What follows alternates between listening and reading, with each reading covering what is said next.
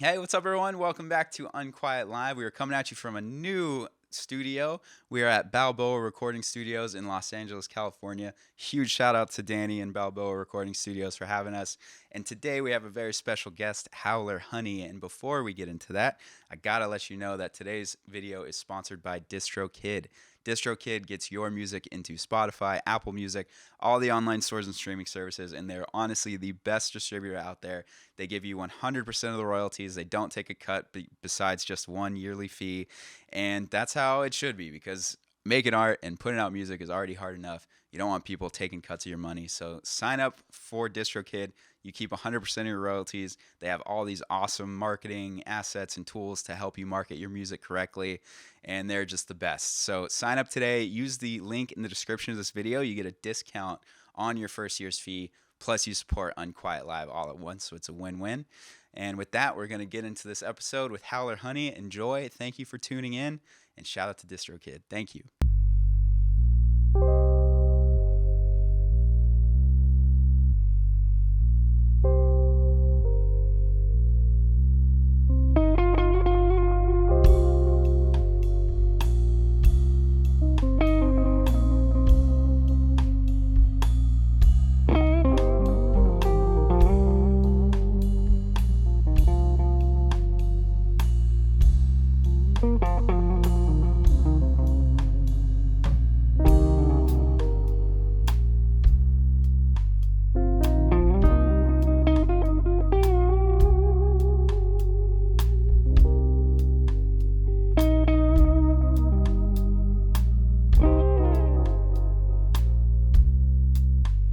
Your mind and your experience call to me.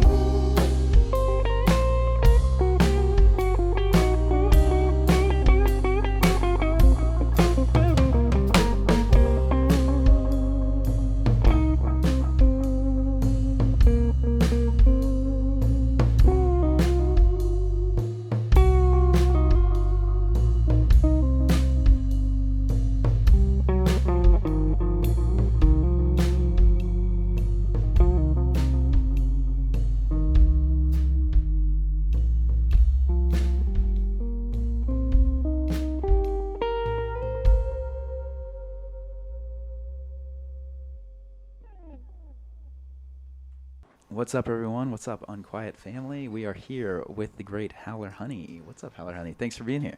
Thanks, man. Thanks for having us. Of course, of course. Thanks for making the drive to the east side. It's pretty much like going to a different country when you live in LA and coming from the west side. So, Indeed. Yeah. Thank you very much for being here. It means a lot. Let's just get right into it. I want to talk about First Street Dream. Let's just talk about the debut Howler Honey record. Great album, very smooth. Love the sound. Robert is a big fan. He helps book the show, and he showed me. And I was like, hell, this band is sick. Let's see if they're down. Yeah. So thanks for being here. And great Thanks. album. Who did you work with on the album? How did that come together? Do you have a producer? Or do you guys just do everything on your own? Or? We started the album with a producer, this guy named Jacob Skiba out in Austin, Texas.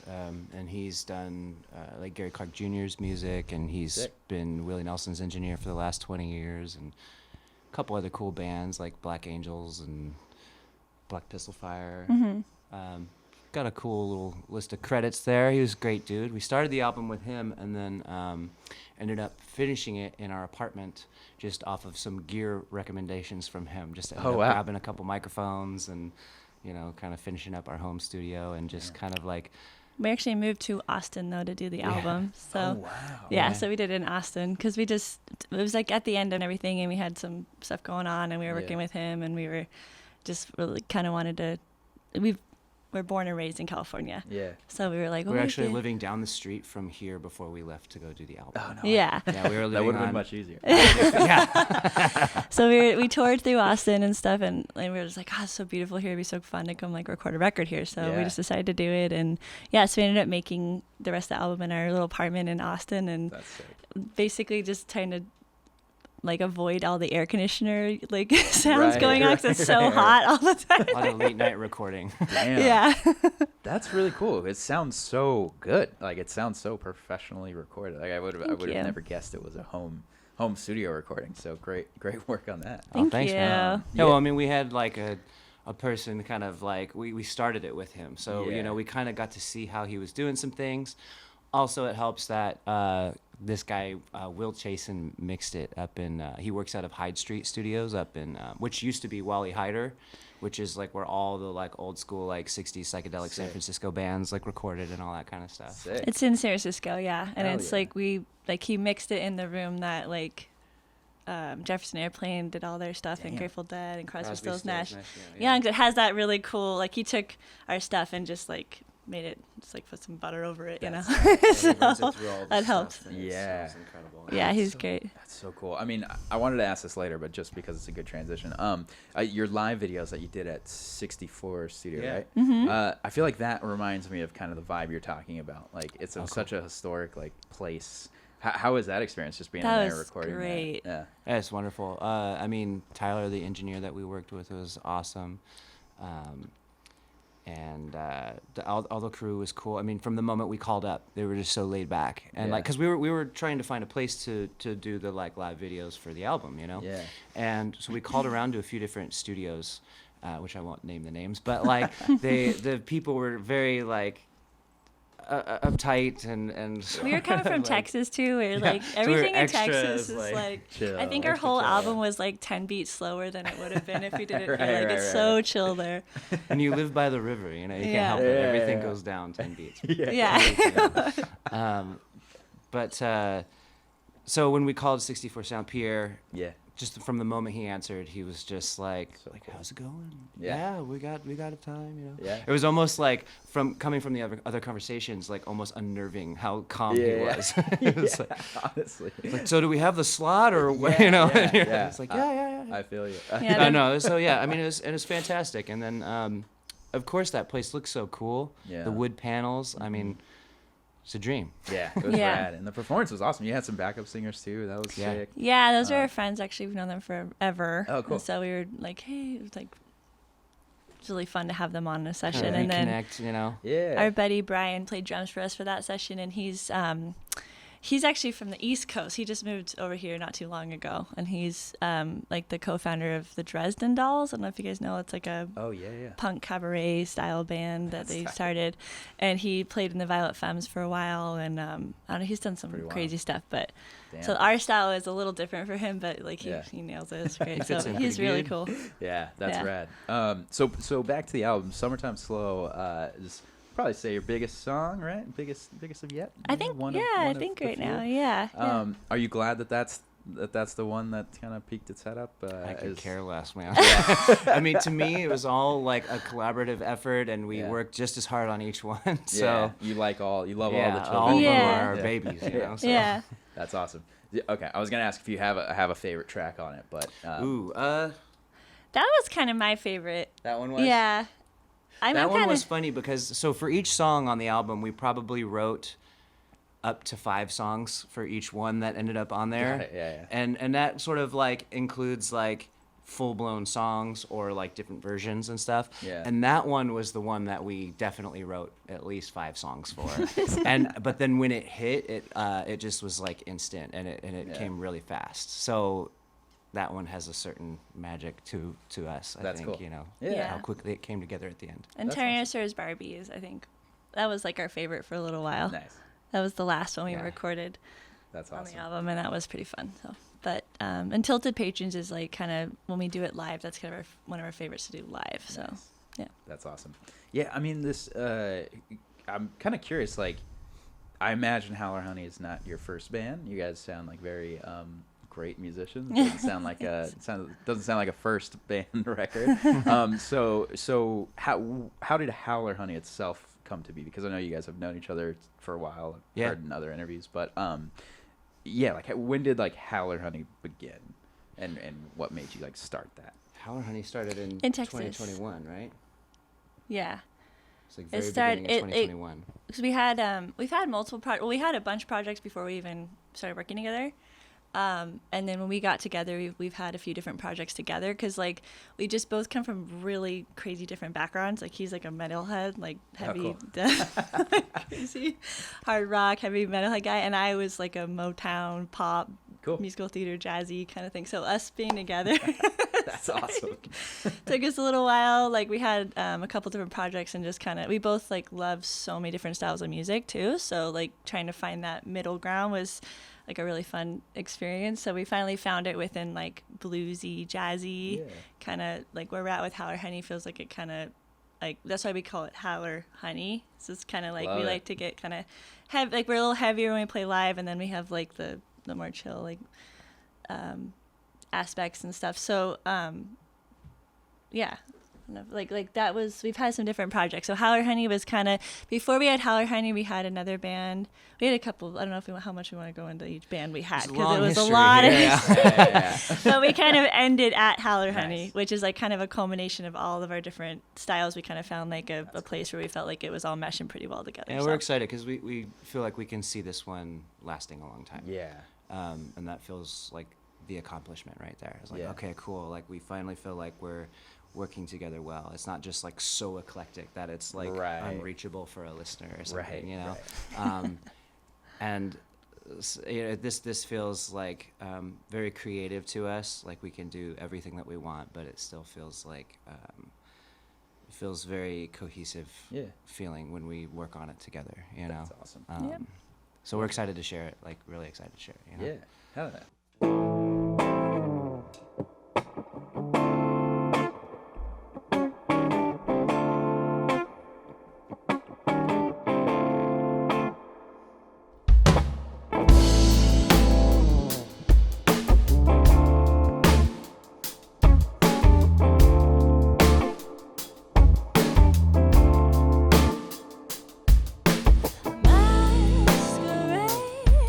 What a lovely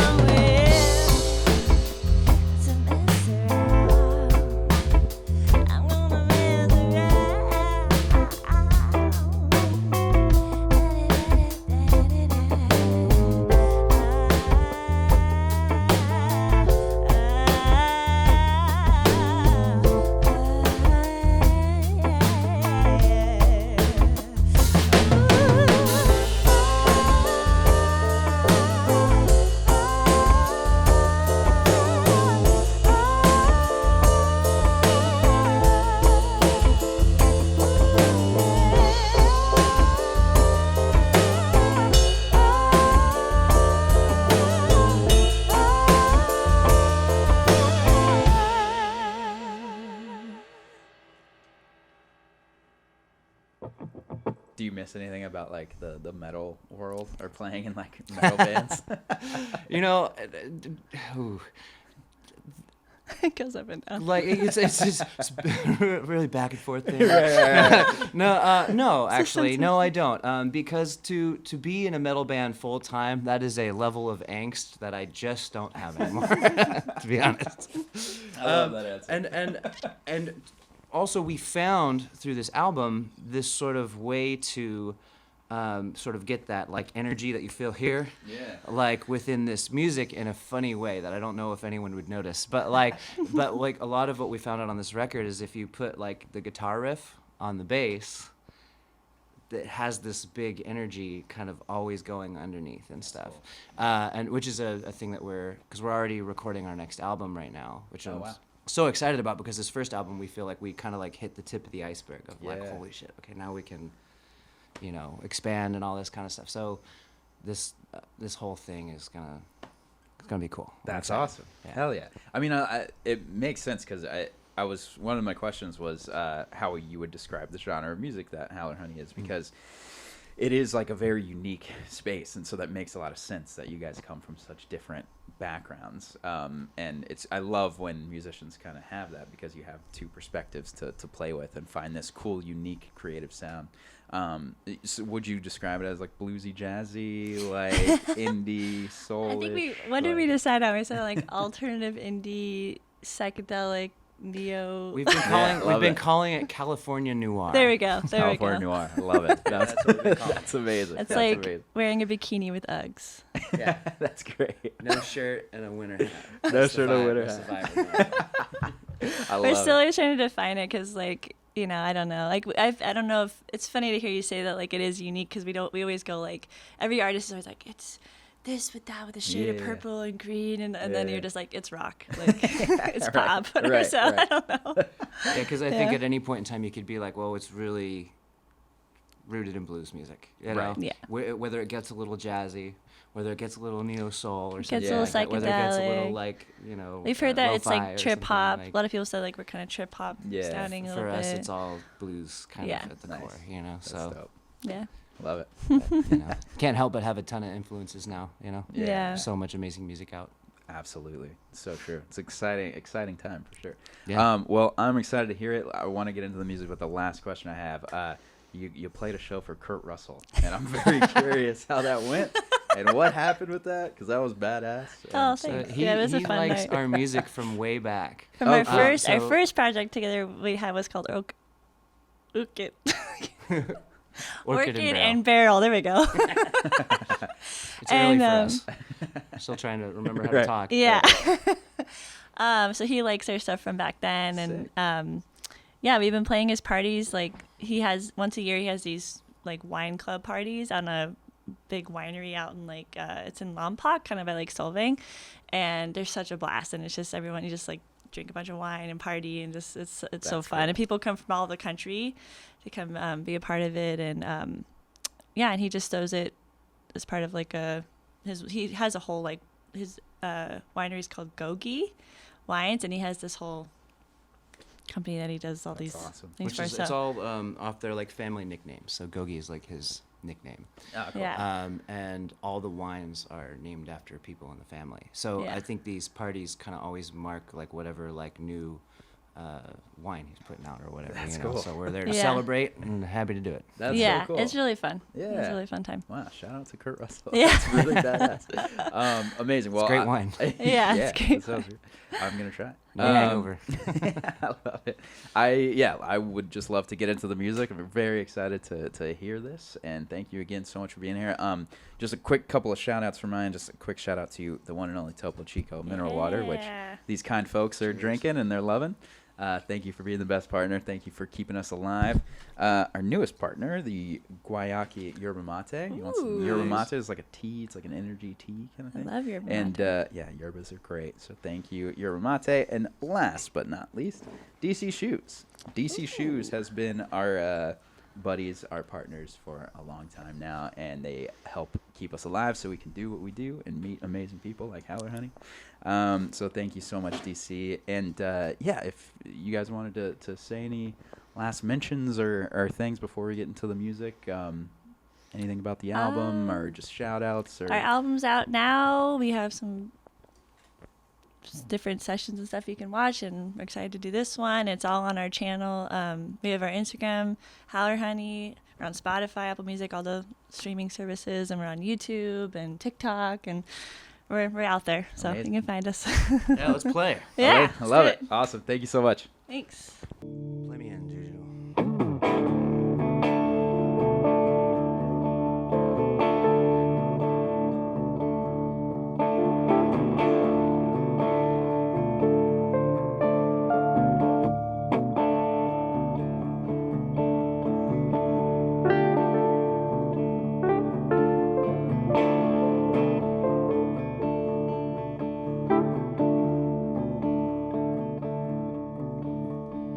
Goddamn mind is wandering. I've been hanging around a storm. Happened again and I felt it coming the wrong mile. So many times before I lost the rust that caused me. Kiss your brush it off, brush it off.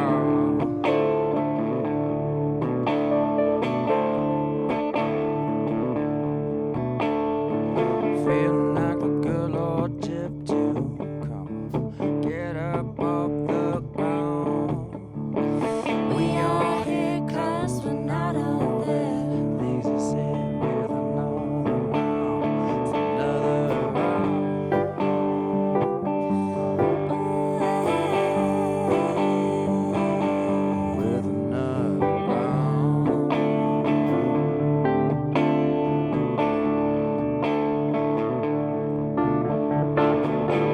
Yesterday, so far away, I heard the tilted patrons feel no pain. So how about another one?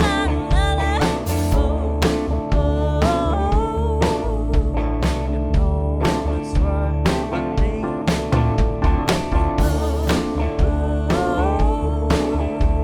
It's the city got me like.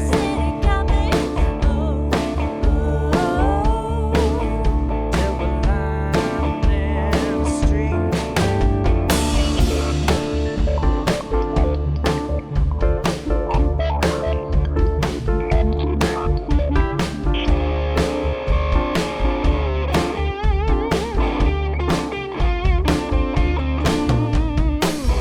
Got a couple of shuffle plans.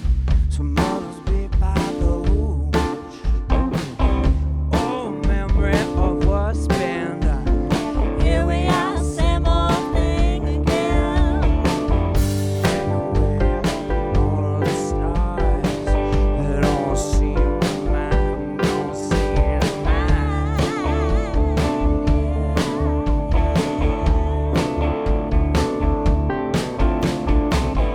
Yesterday, so far away, I heard the tilted patron, maybe built on pain. So how about another one?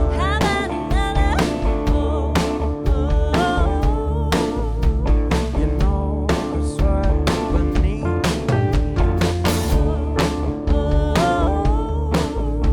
Cause the city got me like.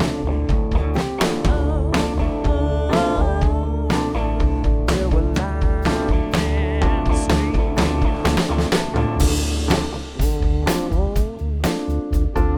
How about